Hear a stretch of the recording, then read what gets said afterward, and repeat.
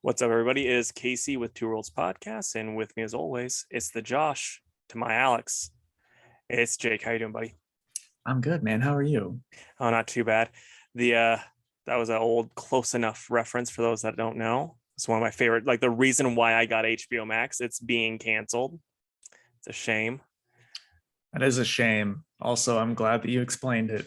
Yeah. See, like they had a line that was the reasoning behind me making you Josh and me Alex, because Alex said this about because like someone was hitting on Josh and Josh was married, but Josh couldn't pick up on it, and his wife was like, "Who would do like what? No one's gonna do that." And then like, no, Josh is a type, and Alex is like, "Yeah, he's like a jack of clubs. He's greater than a 10, and he's paper thin." I'm like, that kind of sums Jake up pretty well. Hey, I'll take it. All right. Let's get into the news. I had like two things until today, so I'm glad that there were some last minute things to squeeze in there. It's kind of a so news day though, even with the added Agreed. whatnots. But the first thing I'll talk about, I didn't know if we had talked about this already. Netflix is doing a live action Yu Yu Hakusho. Did you know that? I knew about it, but I don't think we talked about it ever. Yeah. It's one of those things where like, do we need it, sort of thing? No. And while No. we're on the subject of anime things that we don't need, we texted about this. I think 2 weeks ago, the trailer for the new Trigun came out, and as far as trailers go, it's a terrible trailer. Like I don't think it's something that's necessarily needed, but it's like whatever, you can get new people into it that haven't seen the original. But my problem with the trailer, outside of just me like going, just watch the original, it's gonna be better, is it gives away the whole stuff with knives. Like when I was watching that originally, I had no clue what was going like, and then they do that flashback episode. You don't really know anything that's going on, and then it's all revealed, and you're like, "Holy crap!" And Yeah. with that trailer, it spoils all of it. Yeah, I know. Also, it just looks bad. It does. It does not look good. I was talking with Christian from Testing Room about this the other day, and like Alex and Preston both thought that it was fine, but Christian and I were both like, no, it looks so bad. Like you don't need that sort of animation, because the animation of the original still holds up. That's never going to go out of style. Never. Yeah. It looks great. So I just hated how it looked. I really did. And it's not even that too, though. I mean, you can do do that different animation style. I think that's fine, even though I'm not a fan of it. They have, probably has its fans. But then redesigning Vash, which like to me, I think Vash, maybe it's just like a product of its time, where it's like, I think it's awesome because I was a kid at this time, but I think he looks way cooler than the new design that we're getting. I don't know. Yeah. It's one of my favorite anime designs of all time, which is why I had Brian draw me in that likeness for our promo for Anime Boys. He's so cool. He doesn't need to change. And also, I guess maybe they did it to like draw attention, but I don't think they needed to show like the cool gun transformation stuff. It's like, man, save that for like a reveal. Yeah, I mean, and I think that might just maybe, I mean, we weren't in Japan when it was going on, so we didn't see any of the actual trailers and stuff for it, but like watching it from DVDs, because that's how I watched it, and like all of that crap when it was happening, it's all like, oh my god. And like, so I guess it might be different, but like if you're trying to appeal new fans, you can just show like the crazy stuff that he's doing, like fighting the giant dude with the robot arm and the boomerang and all that stuff, versus the actual spoilers for the plot. Yeah, I know, right? So anyway, but the Yu Hakusho, I don't like live action anime stuff, but they all look fine. I mean, it might be cool. We'll see. It probably won't be good because it's a live action anime, but I'll probably check it out. I guess it's like kind of a popular thing. I didn't realize, because I was like, how many like live action adaptations have they done? Turns out it's quite a bit. I started to watch Death Note, couldn't get into it. And that's like the only one that I've tried. Which one? The American one with your boy from Willem Dafoe? Yeah, with Dafoe, or Yeah, that one. See, I hear that one's terrible, but there's a Japanese one that's supposed to be good. Well, maybe I need to try that one then. And then you can have subs in it, so you can be like, ooh, subs. Look, dude, it's just better. All right, I won't hear it. I won't hear it. That's why Anime Boys is so great, because I listen to the best way to listen to it, and you listen to the dub. We need to have subs on our YouTube ones, just for your side. That would be awesome. All right, your turn. We're rambling. Yeah. So, like, I know a while back we were talking about this, but it's official. Sony has acquired Bungie now. I mean, I think really all this, like, some people are worried it's going to mess with the games, but I don't think it's going to. I really think it's just going to affect more of the movie side of things, because I think that's where Sony's more focused. Like, I've heard rumors of them trying to do that one game that you were kind of into for a hot minute that was like basically a Halo ripoff, because Bungie was doing it right after Halo. I don't remember the name of it. Destiny. Yes, Destiny. Destiny's Child, the movie, I think is what's Yeah, my favorite part was choosing which member of Destiny's Child to play as, because how could you choose? Yeah, I mean, it's Beyonce. That's the one you gotta choose, right? Or is that TLC? I don't know which one's which. Oh gosh, now I'm questioning it. I'm pretty sure Beyonce's in Destiny's Child. Let us know down below. If the Beehive's listening, let us know. It was Destiny's Child. I just Googled it. Oh, Kelly Rowland, of course. How could we forget the other members? And then Michelle Williams. Crazy. But anyway, yeah, I mean, as a fan, like, would you actually want to see a movie of that? Because, like, I always thought it was more like, from what I don't know about the game, is it didn't really have like a strong, like, it was more multiplayer. It wasn't really something that you'd want to make a movie off of, or is that not correct? I mean, there's like lore there. Okay. There's enough there that they could totally come up with like a plot. And like, some of the alien species are pretty neat. I only played Destiny 1 for like a few months. Like, I know it was heavy. It was a heavy few months, but I haven't touched any Destiny 2, which is like much more involved. So I didn't even know there was one. Yeah, it's still pretty big. So like, would I want to see a movie? Ideally, yes, but also there's never been a good, like, well, there's, outside of a couple exceptions, there's not been a good video game adaptation movie except for like Sonic the Hedgehog, and like, the first Mortal Kombat, first Street Fighter. So that's got like that's one of those ones where it's so bad it's good. Like, holy crap. Yeah, Jean-Claude was amazing in it. Raul Julia was actually amazing in it. Yeah, well, like, I mean, he's dying while he's making this movie, and it's so, like, you're just like you're speaking nonsense, but it's amazing. Like, you're incredible. Like, what the heck?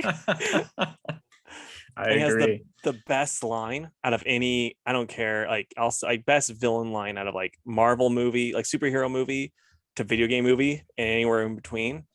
Because it's like Chun-Li does her big monologue about how, he rolled into her town and killed her dad and blah, blah, blah, and he's like, the most important day of your life was just another Monday to me. For sure, dude. Man, we are going off on some tangents today. That's okay, why people listen to us. They like the tangents. For sure, especially on news weeks like this. Yeah, man. All right. So, keeping along with like movie and show stuff, we got a Rings of Power trailer this week, like kind of a proper trailer. Did you happen to check that out? No, that's the Lord of the Rings show, right? Yeah. I mean, they're making it look good, as trailers are supposed to. as I've said before, it's hard not to be crazy excited because I just want any content that's Lord of the Rings. I just don't want them to mess it up. So I'm being hopeful still. Right on, man. I'm betting it's gonna at the very least be solid. The main thing though is I think it's gonna be good for the average person, and your love of Lord of the Rings makes you not average for that. So it's like it's a toss up if you're gonna like Yeah. it. Yeah. I mean, I'm gonna watch the entire thing for Yeah. sure. But it's either gonna be me complaining about it every week on this show or me saying, yeah, it's great, everyone should watch it. Right on, man. Okay, so we were talking about Destiny's Child, so I think this will segue well. Madam Web, the most anticipated Marvel movie Of all time. of all time since Morbius, and like it's there's been some leaks of set photos, and it's been revealed that it's going to take place in the early 2000s. And the reason why I brought up Destiny's Child is because they have a billboard of an early Beyonce album cover, on the billboard, and then there's also some old taxis and stuff. So it's like it might be flashback, or the whole movie might be taking place in the 2000s. But either way, I think it's a sign that we're getting old, bud. Yeah. Like it's pretty rough because it's like, boy, this is a long time ago when our core audience was barely even born yet, and this is when this movie's taking place. Way back in the year 2000. way back 2009. Boy, I can't wait to not see that on opening night. Dude, we're gonna go there cosplaying. You're gonna be Madam Web. I'm gonna be the chair.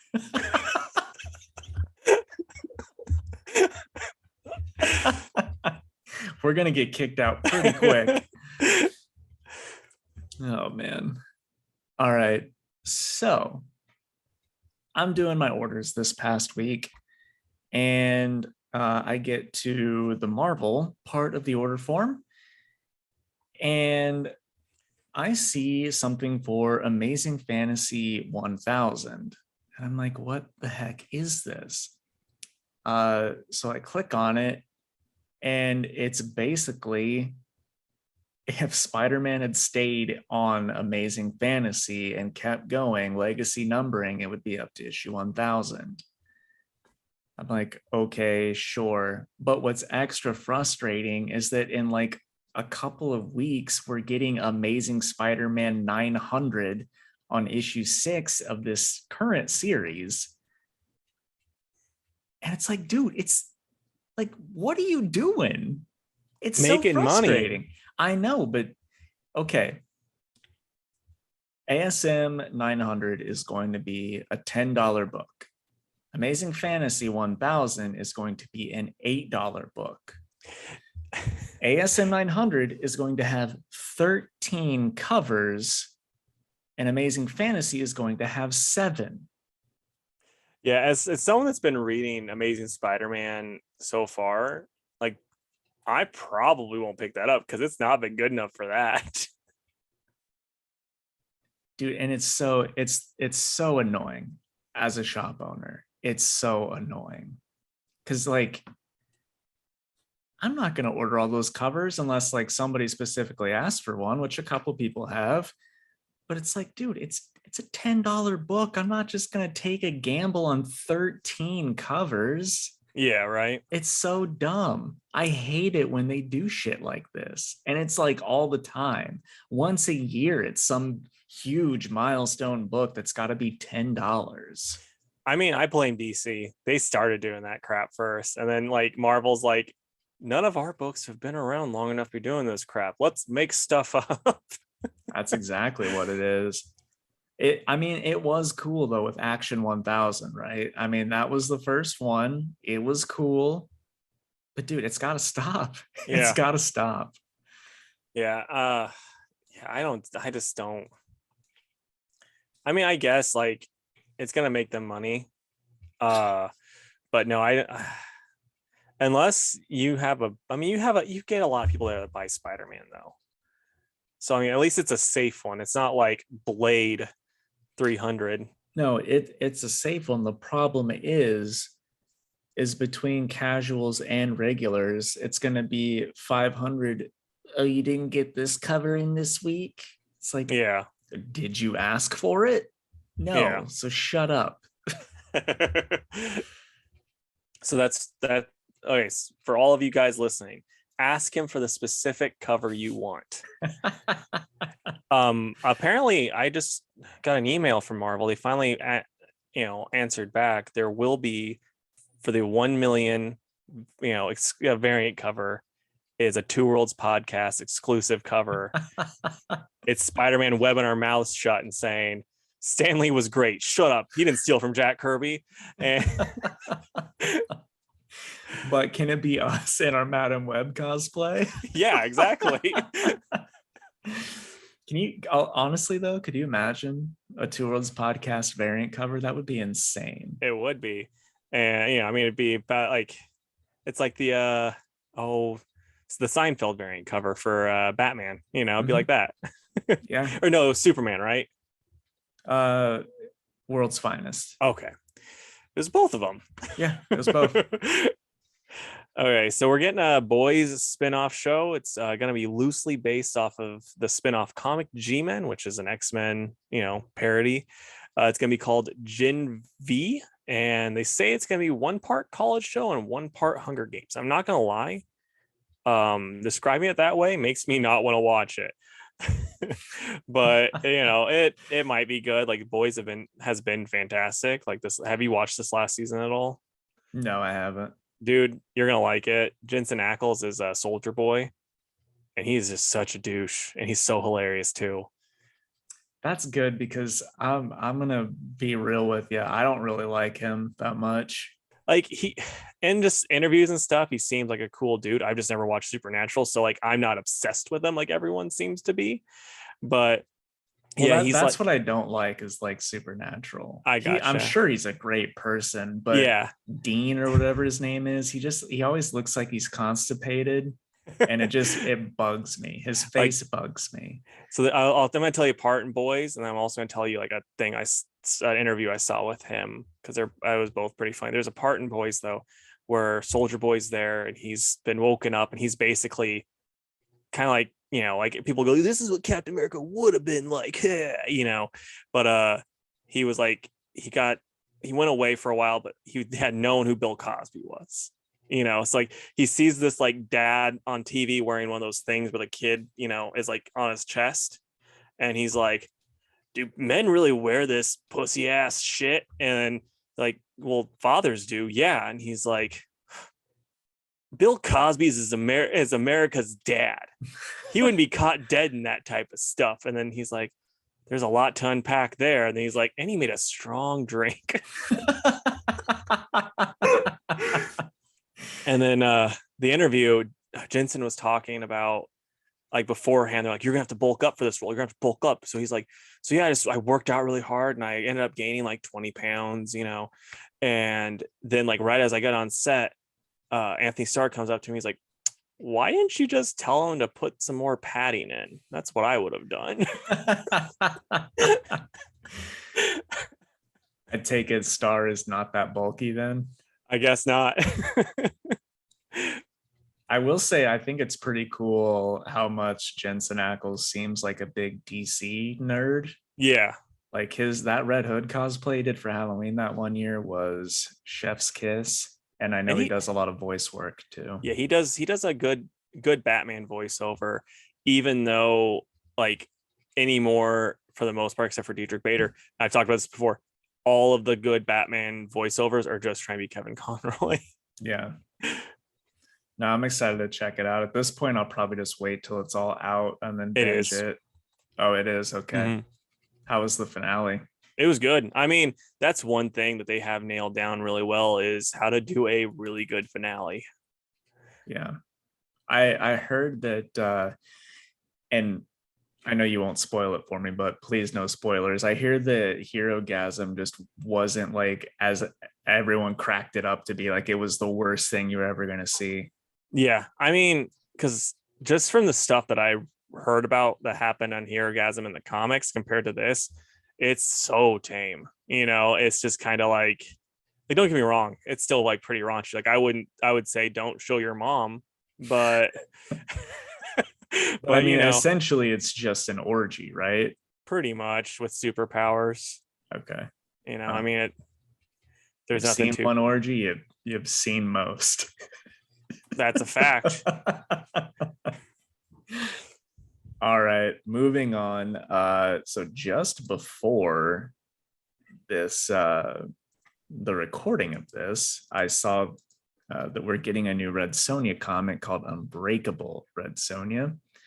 It's actually going to be written by old Jim Zub, so it's probably going to be solid. And then the artist is going to be Giovanni Valletta.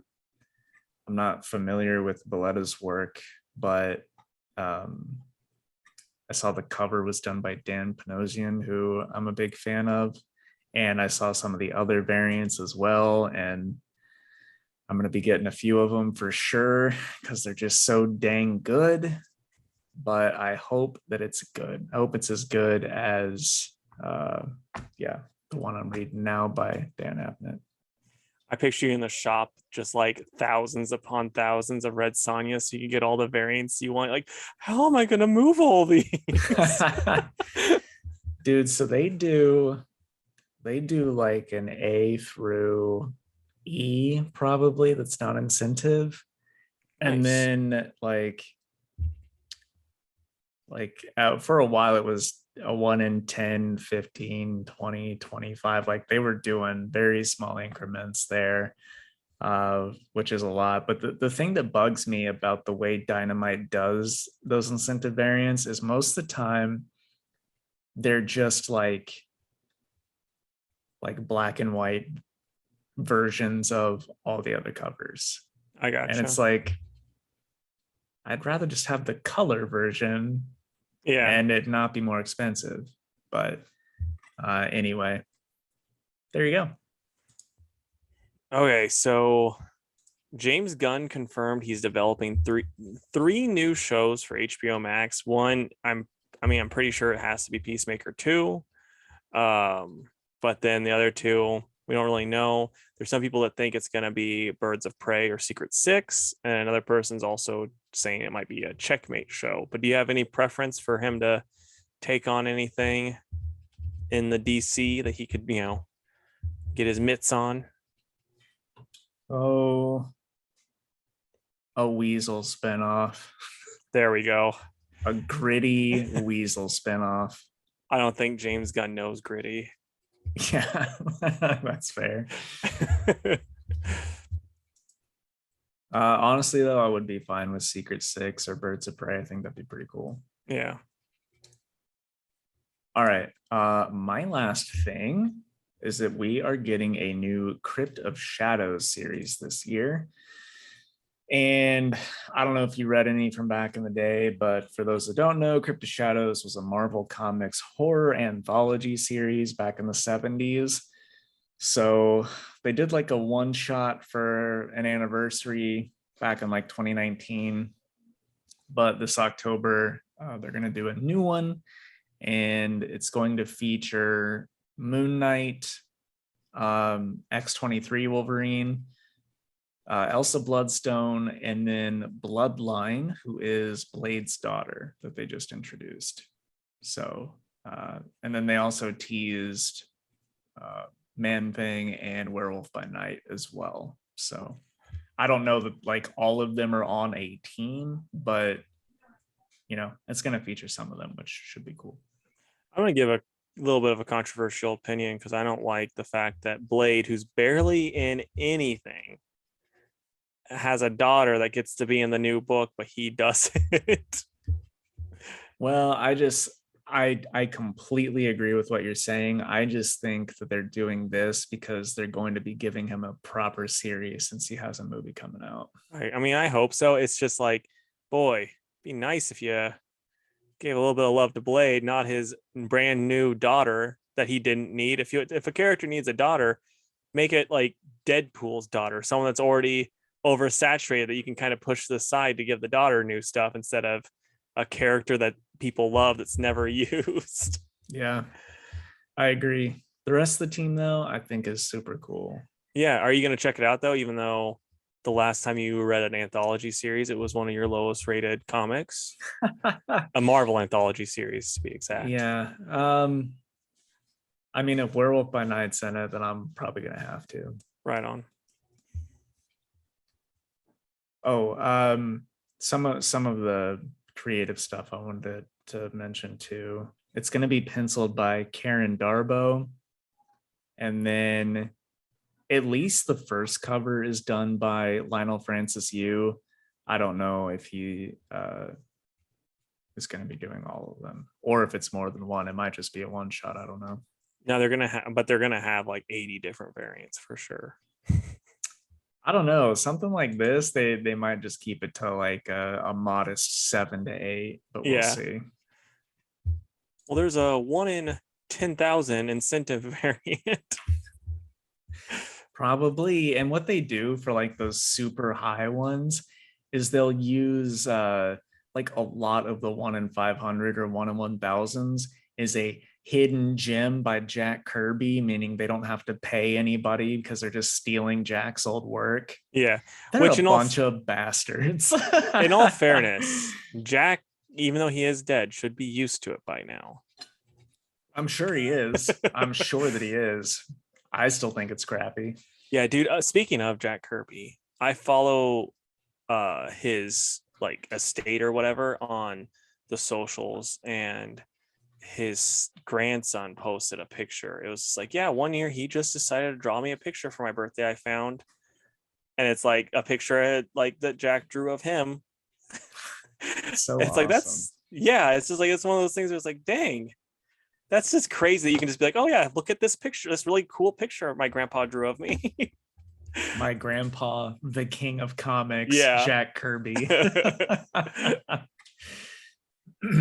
All right. I think that's it for the news. So now we're going to take our ad break, and then we'll come back and talk comics. So we'll be right back.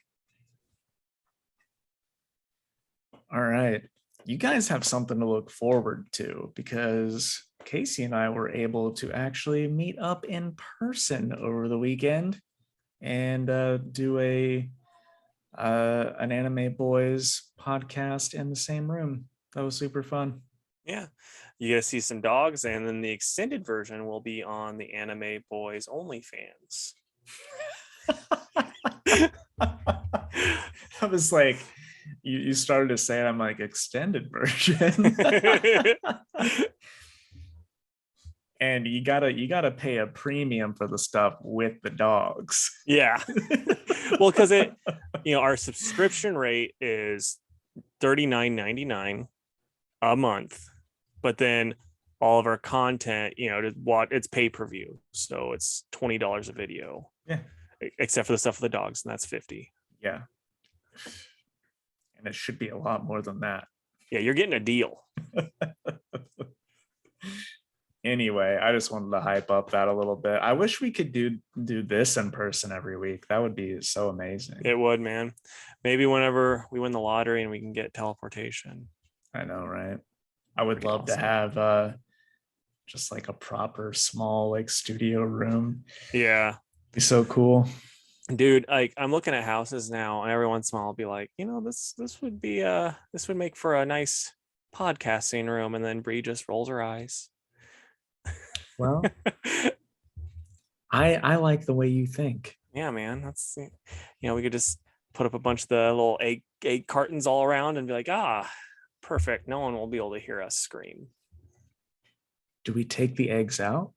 No. The eggs, they break the sound. Come on. Oh, okay, right. Like if you're really loud, the eggs break and then you have to replace it. Oh, okay. Science, dummy.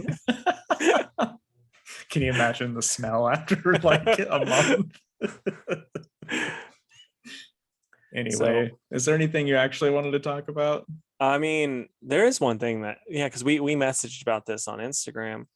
If any of our listeners have deep pockets and they want us to do a podcast from Japan to review the new McDonald's Gundam menu, shoot us a DM and will gladly take your money. Because there's the Gundam has its own like special items now at McDonald's in Japan. And I was like checking because in Chicago, there's actually like the McDonald's headquarters is there, and they actually have the international menu, but you can't get the Gundam stuff yet. At least not what I saw. So I'm like, man, that'd be actually, we could actually do that. Dude, if they do, we should find a weekend and make a road trip for that. That'd be awesome. Yeah, it would be. Hey, if it's like we could stop there on our way to Milwaukee for the bachelor party. Hell yeah. That'd be dope. Like one small detour. Sorry, it's for the podcast. Dude, you know what's funny is like once a week, probably, I think of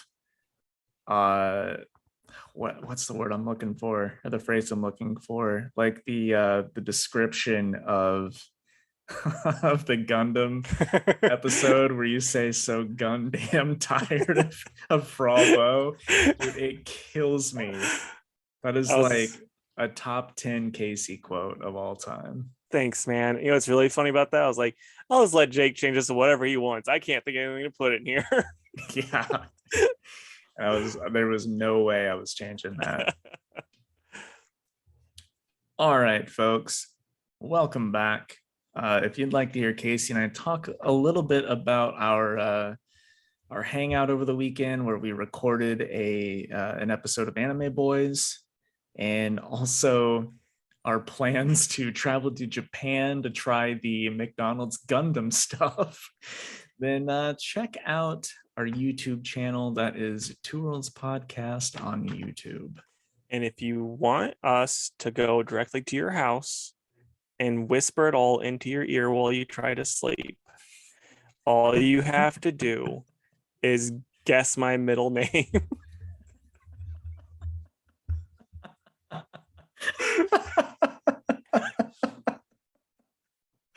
So what comics did you read this week?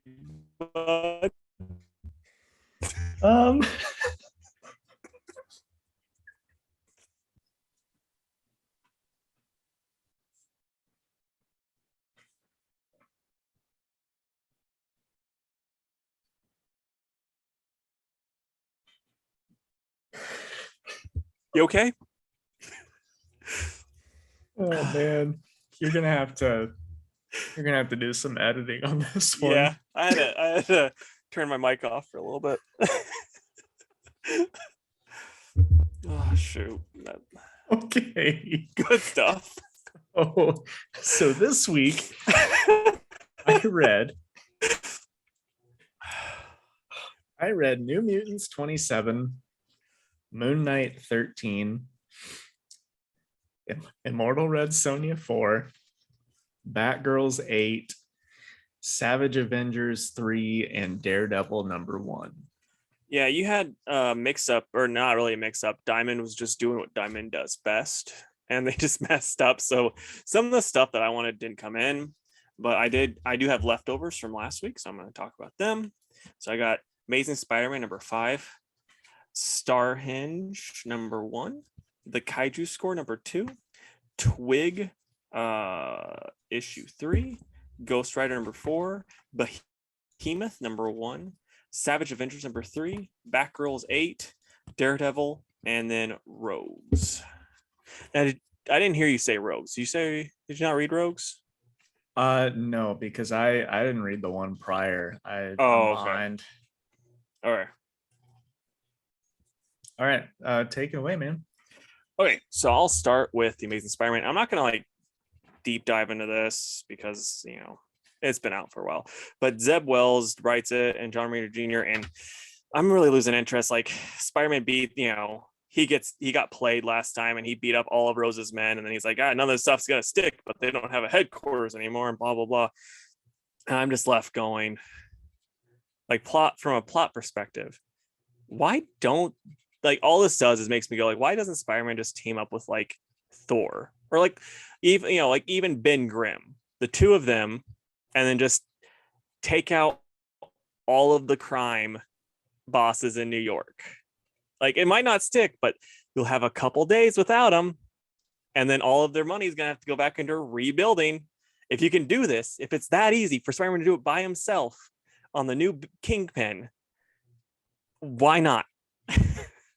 Like, Right. you know, and then it was just that's from a story wise, I wasn't into. And then this art, like, I sent Jake some pictures. Like, look, like, oh my goodness, like, look at Spider-Man. It's pretty rough ski. It's the worst. Yeah, and like normally I'll be like, yeah, he does a lot of stuff I don't like, but his Spider-Man's pretty good. This is just bad. And like his Aunt May looks like a chimpanzee. Yeah.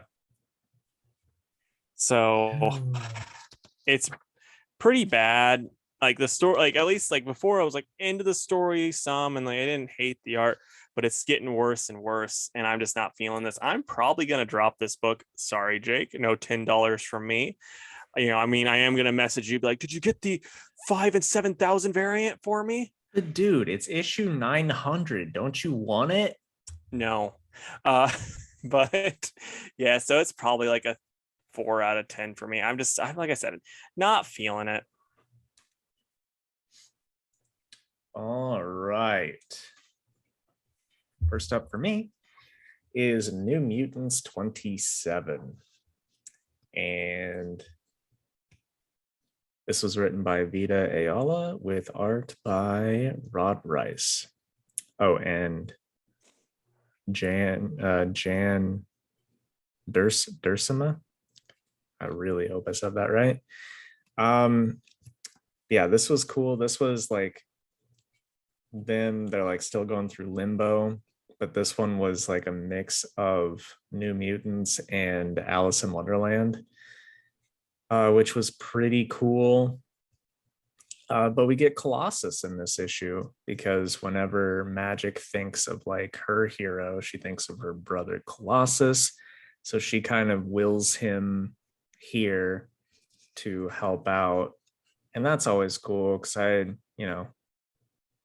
don't know how you feel about Colossus. I always thought he was pretty neato. So pretty neat until people brought up the age difference between him and Kitty when Kitty was like 13 and he was, I think, 20, and they were like hinting that they were gonna do it. It's like, well, wish you guys wouldn't have brought this up to me. It's kind of made me like this character less. Who was writing at the time? Was that Claremont? It was Claremont. Like there's a lot of fetishy stuff that Claremont did in his stuff in his time of writing. Rutro. Well, I don't blame Colossus for Claremont's fetishes. But man, I also just want to point out like the other art that's in this is just like, it really makes me think of 1980s art, but like in the best way possible. Yeah, no, that's pretty great. Like, and like Rod Rice is amazing, but when this backup stuff is in there, it's like just as good in my opinion, even if it's a different style. So I really like just the mix of all this, and that this was a neat story that had sort of like a bittersweet ending, and I'm just really digging this book. I'm so glad that I've been picking it up. So I'll be giving it I'm gonna give it a 10. I think it was probably my pick of the week. Nice, man. I'm gonna have to start tweeting out our picks of the week. I should be posting them like I said I was going to weeks ago, and then never have done so. All right, so next up, it's book 1 of Starhenge, The Dragon and the Boar by Liam Sharp. And the art in this is really, really good. It jumps around to like 3 different stories. I like it, except for the main character. Like, I don't know, the way she's written, I just don't enjoy her. And then the fact that she's like, I'm a witch, that type of stuff. I'm like, oh Lord. Oh, she would be insufferable in person. Yeah, like that's all I could think of. I'm like, let me guess, you have fangs that you also wear to school? Yeah, okay. So yeah, I mean, she's annoying, but the story itself is very interesting. I'm curious as to see where it goes. I liked it for the most part, but yeah, it is out there, and the art is though amazing. It's one of those things where Liam Sharp's just kind of showing you. He's like, yeah, this is I'm a very good artist, guys, and everyone's like, oh yeah, no one thought you weren't, man. But yeah, so I'm I'm gonna give it a 7 out of 10. Are you going to check out the next issue? Yeah, for sure. Cool. All right. Next, I will do Moon Knight number 13. And this was cool because we get to see, oh, sorry, it's by Jed McKay and Federico Sabatini, but we get to see Sabatini draw Taskmaster, which is cool. So basically, somebody like the guy in New York who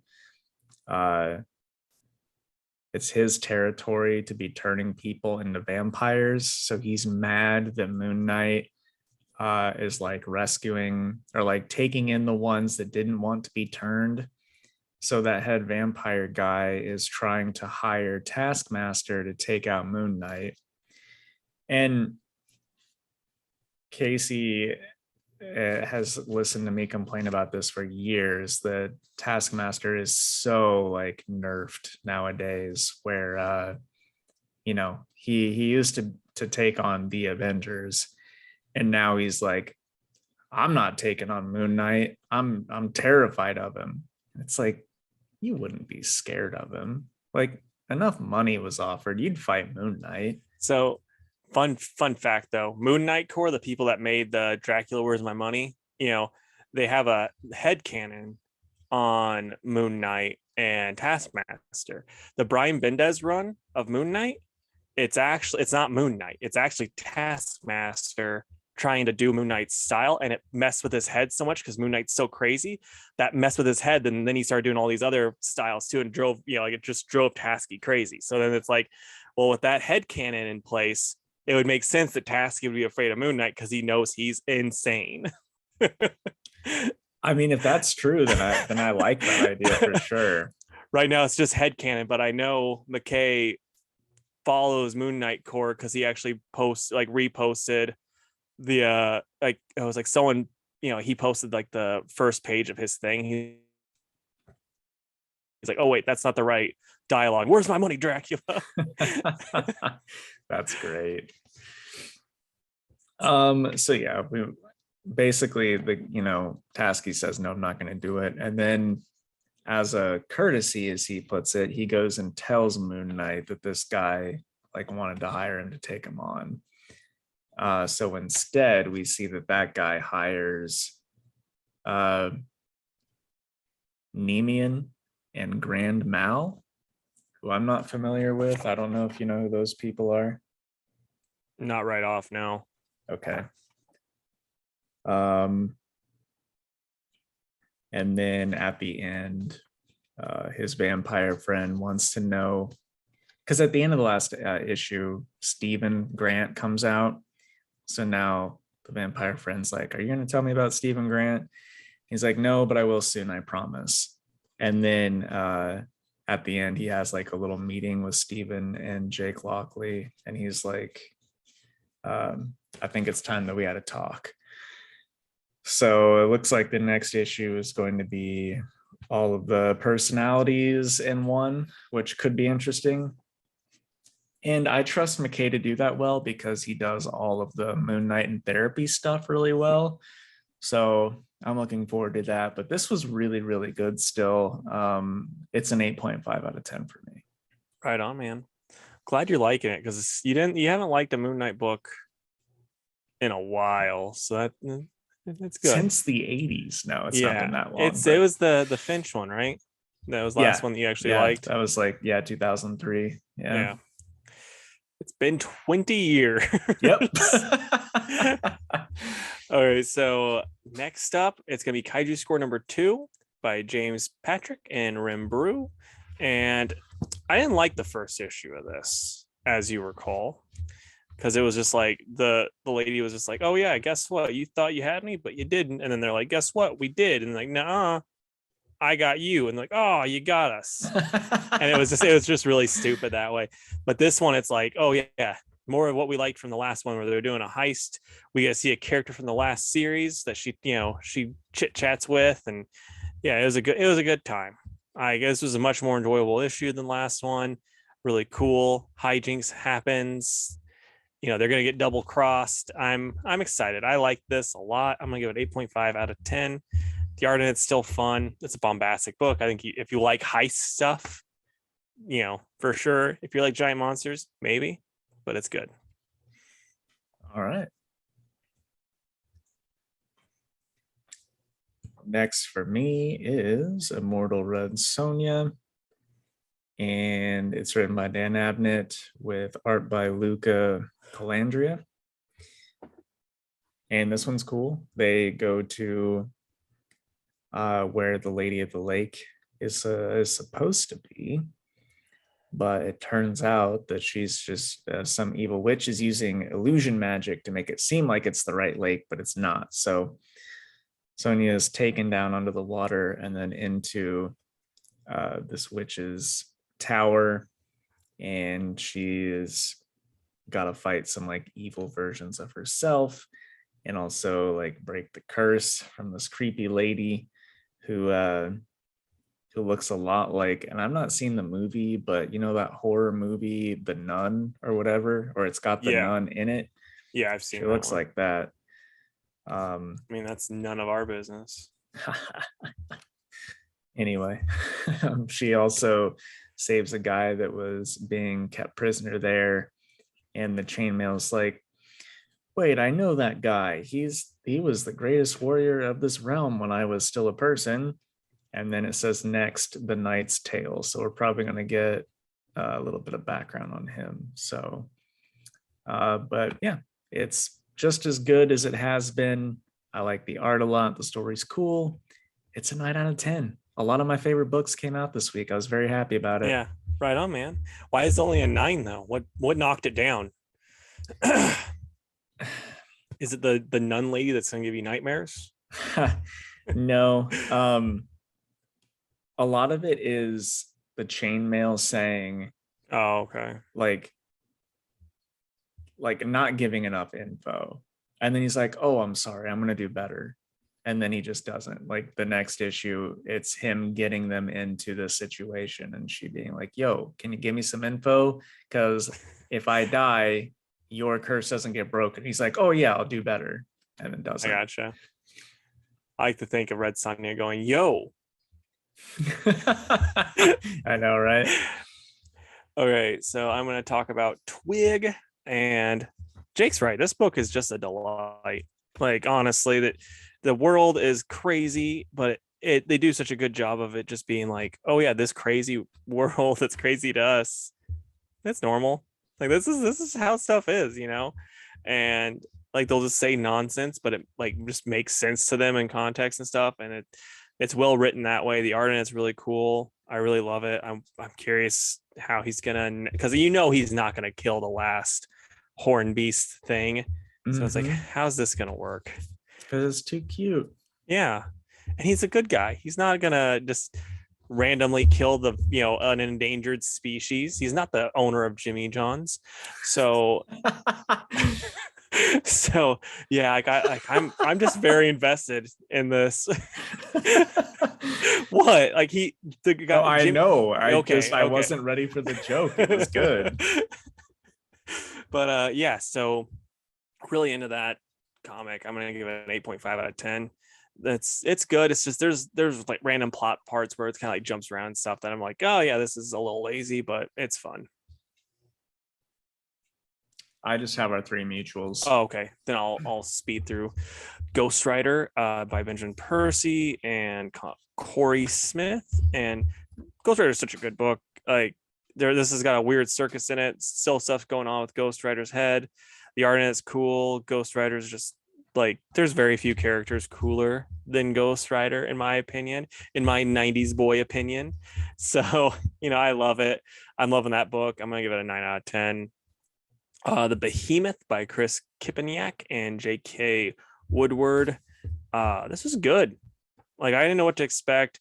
This kid's becoming like a monster, and then she goes to this camp with other people that have been transforming, but she still has enough humanity that, she doesn't. The government people tell her that she's dead basically, so she can join the Behemoth group, and where there's other people that, other monster kids that are like, still kind of got their humanity there though, where like the ones in the camps didn't have any.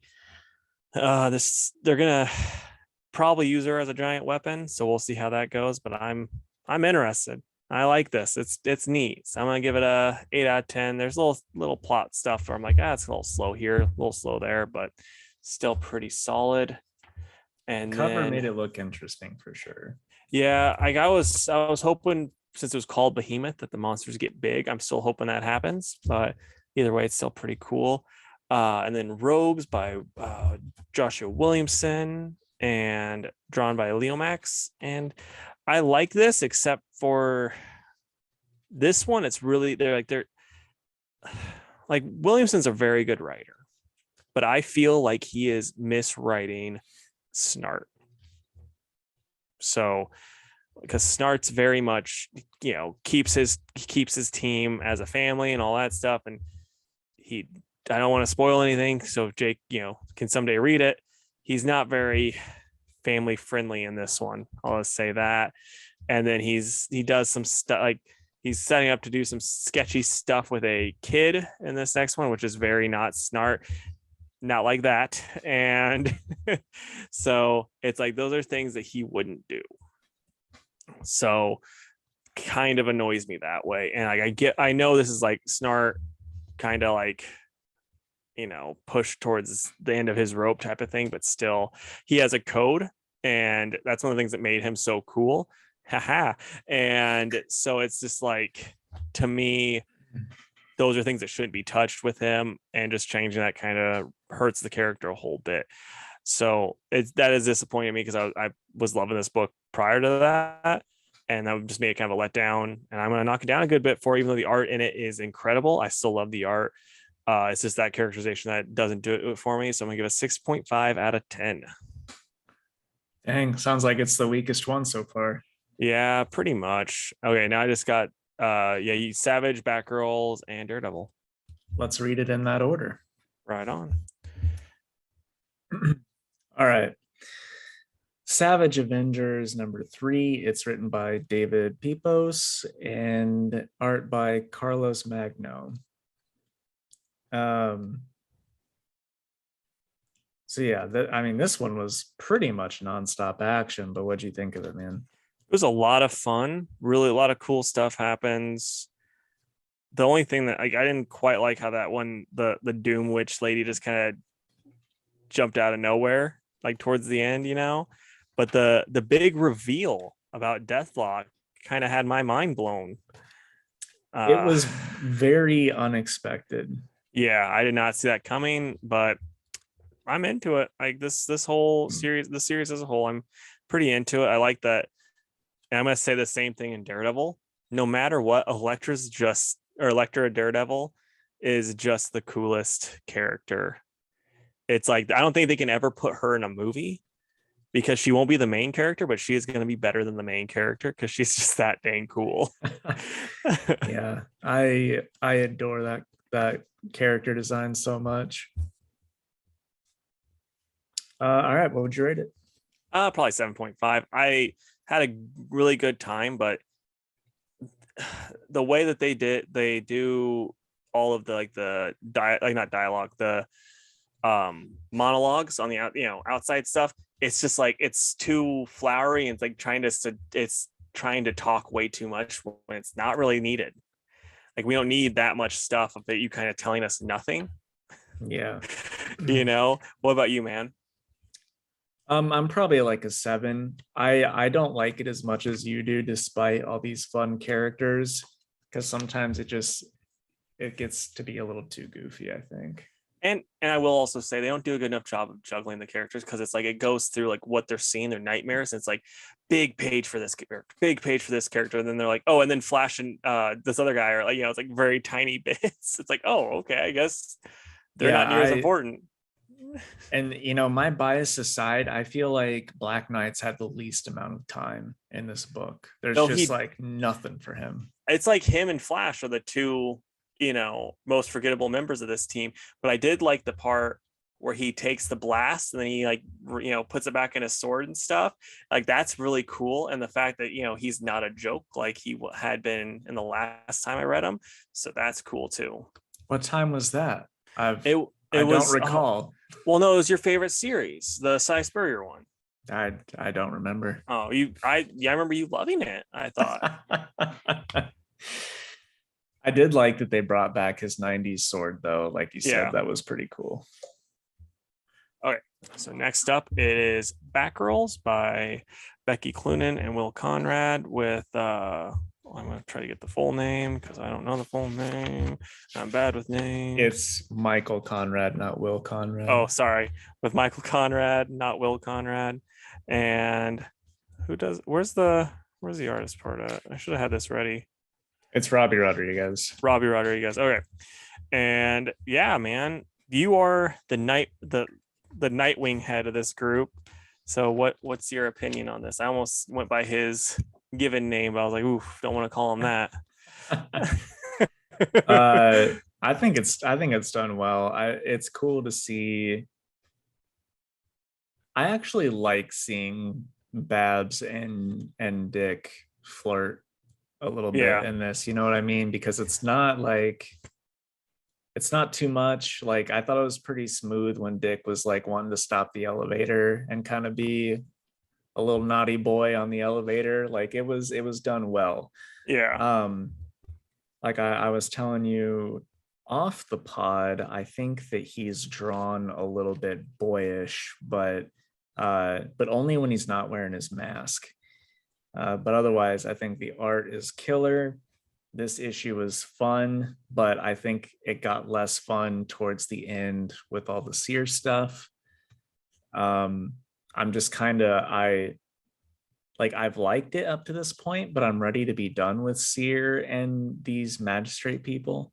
I want the Batgirls on to like the next case. Yeah. I like this a good bit more than you. I like that this sword swallower lady, like this is like her thing is she can just swallow swords and then she takes them out and tries to fight the Batgirls with it. And then, like the whole talk of the skylight stuff, which was funny to me. That was funny. I forgot about that. Yeah. And, like, I don't know. I just really like this. I didn't like the Seer stuff, but then the way that, Nightwing's written with Babs is good. And just the way Nightwing's written in general, I would read them writing a Nightwing series. I'd pick Nightwing back up if that was, the case. Gosh, please make that happen. And then when Batgirl, when they're like at the end, when Steph's like, "Are you wearing Dick's underwear?" And she's wearing the old school Robin undies, which that's how you know that probably not really his underwear because they would be too tight. There's no way those would be comfortable for her, a grown woman. Yeah. But no, it's pretty good, and I like the way that everything's written in this, except for like the end when Seer pushes Babs off. Like that, to me, that shouldn't have happened because Seer should be too slow to be able to get the jump on Babs. That's really my only knock. Dude, not only slow, physically, but also mentally. Like there's no reason. They even say that she's just a child in this. Yeah. It's like, then why is she better than Babs? Yeah. But whatever. Also, I do want to point out that like at the beginning, I was getting kind of annoyed because all the Penguin stuff. And then it was like, this happens before Batman 125. I'm like, okay, I'm no longer upset. Yeah. But so yeah, like I'm at a 9.5 for this. I really liked it. It'd be my pick of the week. Okay. I mean, I'm at like an 8. I by no means disliked it. Like this would be my favorite issue of Batgirls so far. Nice. Like I was telling you, I really hope that Rodriguez gets to keep doing the art apart from this 2-issue arc. So okay, and then the last one is Daredevil #1, and it's written by Chirp Zdarsky, and the art is done by Marco Cicchetto. Um, I was like a little bit confused in a couple of places, but that's probably because I only started reading at Devil's Reign. Um, but overall, I did really enjoy it. I thought it was a fine jumping on point, apart from those couple of spots, and I'm here for the ride. What were you confused by, if you don't mind me asking, man? Um, like that scene at the docks in the beginning, and like with Spider-Man, I was just getting confused because like with his brother. I don't know. It's like some people know that it was the brother and some don't or something. Most people think Matt Murdock's dead, but then um the Kingpin's son thinks it's Mike. And Okay. then Well, that's what I was confused on. okay. And then the part when he revealed his identity as Spider-Man, because like the purple kids during Charles Soule's run erase everybody's memory. And so when he reveals, everything comes back basically. Okay. So yeah, I love this issue. I thought it was really cool. The Guardian Angel thing was weird. Yeah, a little bit. And boy, I pray to Mark Waid that they didn't kill off Kirsten. Spoiler alert. Like, I really hope they didn't, because I love that character.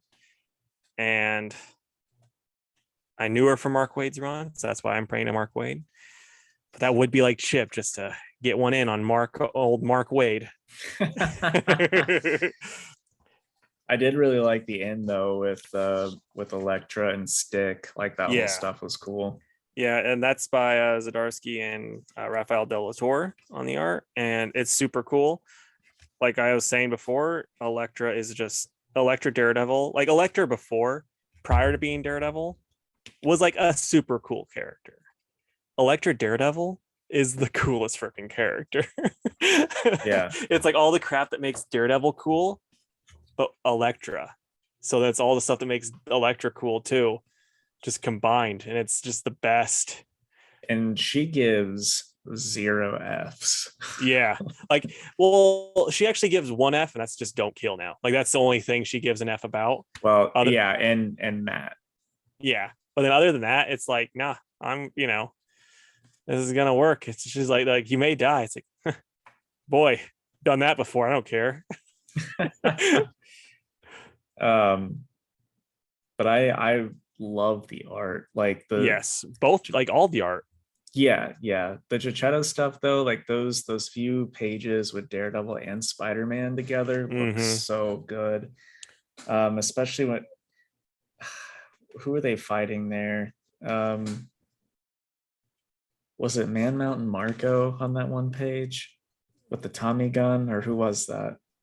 Get to it really quick, try to figure it out. Yeah, they coming through that skylight. I don't know. I'm getting to it. Oh no, that's Hammerhead. Yeah, Hammerhead. Thank you. But that page in particular, I was just like, wow, this looks incredible. Yeah, and I mean, I really, really like this. It's just, I don't know. One thing that annoys me, and I'm gonna see if, because I mean, you're not reading any other like kind of street level New Yorker Marvel book, so it might not be, you might not have the confusion like I do. But in Spider-Man, Kingpin's son is the Rose, and it's like, when does that happen? Because he's still, Fisk Jr. in this, and then like they just at the start of Spider-Man, it's like, nah, he's the Rose now, and Spider-Man beat him up all by himself and his whole gang. He could do that anytime he wanted. Well, that's interesting. Yeah, so I don't know. I don't get that. Like that's one thing that, like, just continuity wise, I wish there would have been editor notes like, he's not the Rose yet, he'll become that in blah blah blah. Right. Like, because like Spider-Man takes place in the future or whatever nonsense that they want to throw in there. Because like right now, it just, my nerd brain that loves the continuity aspects and like putting the pieces together, I'm lost. I don't get it. Yeah. But yeah, other than that, I'm gonna give it like an 8. Like I really liked it. It's just until you explain some stuff to me, I was like, I don't really get what's going on here. Yeah, I'm at a 9 mostly because like I said, the continuity things, and then the a little bit with McDuffie, which is like I shouldn't mark it down for that, but it also seemed like pointless to do that if they kill it or if they don't, and then whatever. Having him be the guardian angel is a bit weird too, so we'll see how that goes. But yeah, I mean, I'm into it though. Yeah. Okay, man. So, oh, I'm gonna read you a tweet of the night or week too, really quick. This is by Christos Yos tweet. If I can pull it up really quick. Uh, so he worked on Earth's Mightiest Avengers, or Earth's Mightiest Heroes, the Avengers cartoon, the good one of the best Yeah. one of the best superhero cartoons of all time. I'm just gonna toss that out there. And he was talking about the theoretical season 3, if they would have ever had one, what would have happened. At the end of it, Wanda and Jean would have worked together to shut the Phoenix Force into a pocket dimension, like Heroes Reborn. The X-Men sacrificing themselves to keep it there. The epilogue would be the opening scene from Wolverine and the X-Men, which would have been, like remember how that like started with like the big explosion that put Xavier into the coma and whatever happened to Jean. It would have just been work, the pocket dimension would have been that basically, which is like a really cool ending for that, Earth's Mightiest Heroes. Yeah. It just would have been that would have been pretty rad.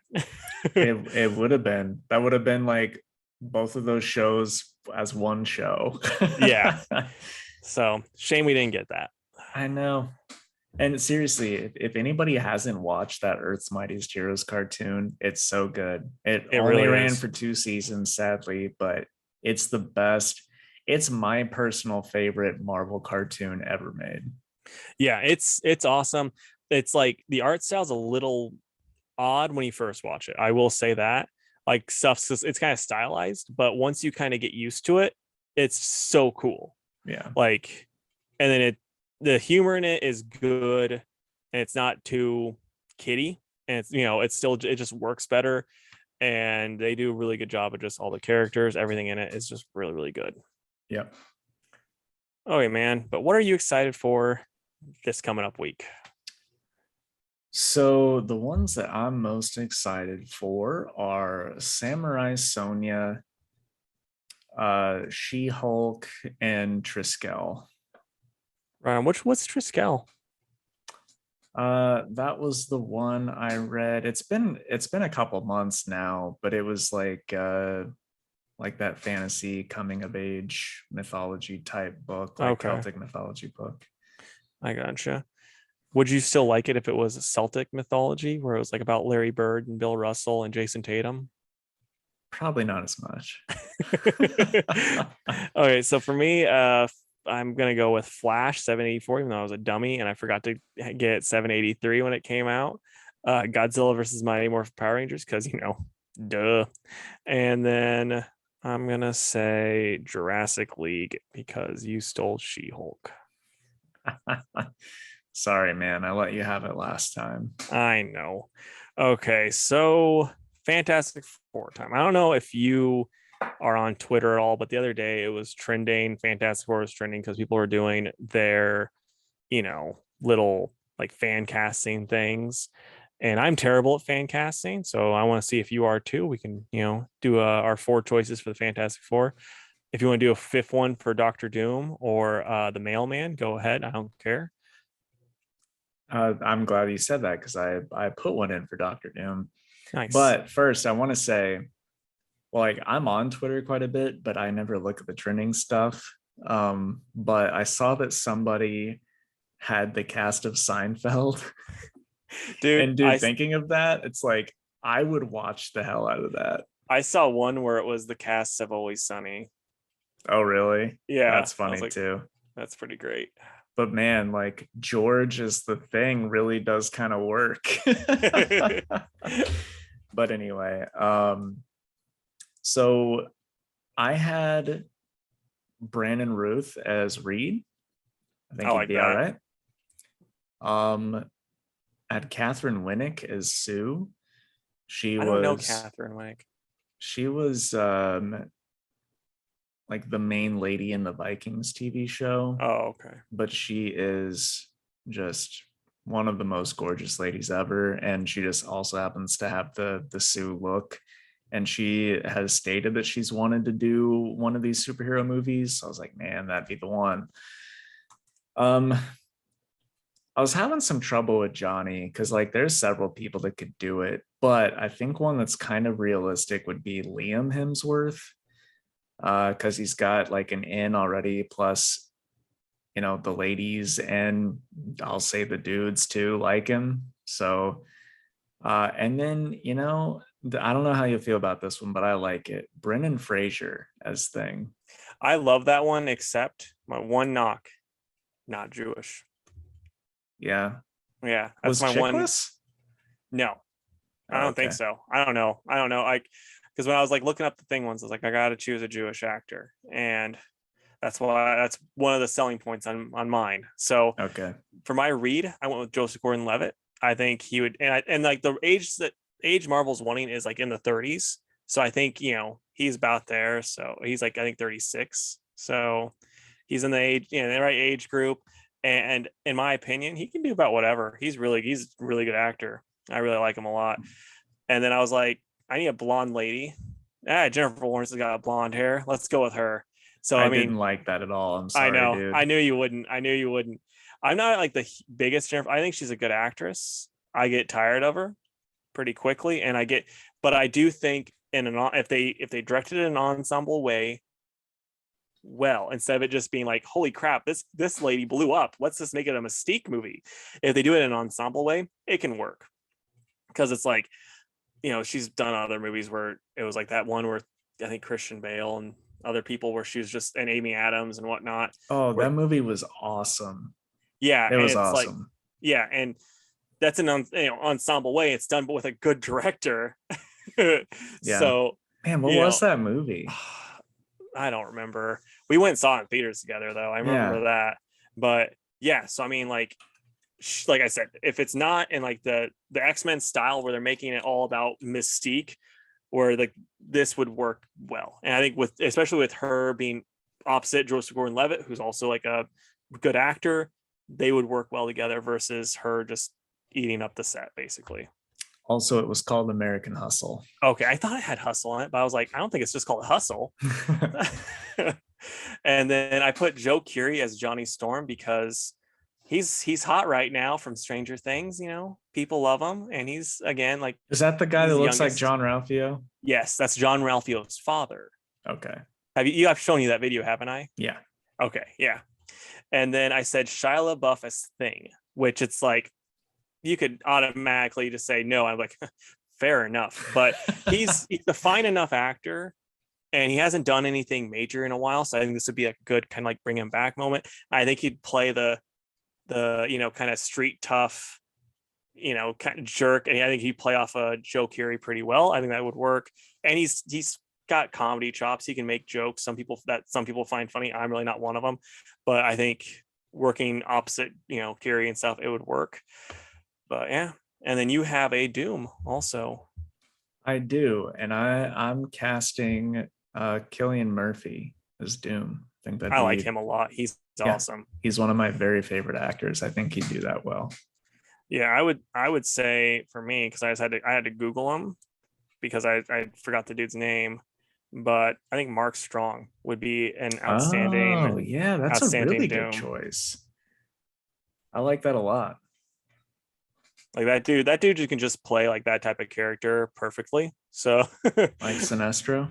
yeah, I mean it's like I've not seen that movie, but I've seen enough parts where it's like I can say the acting in that movie is not really the problem. It's the writing. Like when you see the mess, like I've read stuff from the script and it's like that mess of a thing.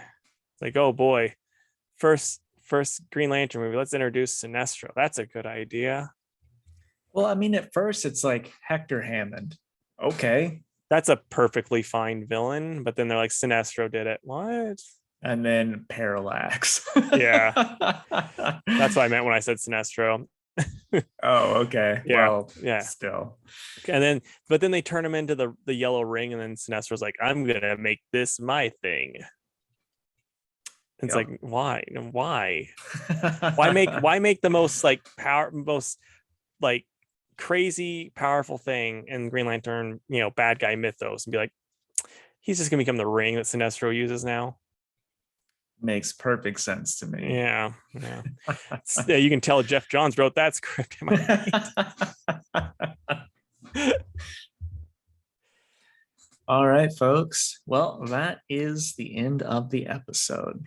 So closing plugs, please go to facebook.com/2worldspodcast and give the page a like.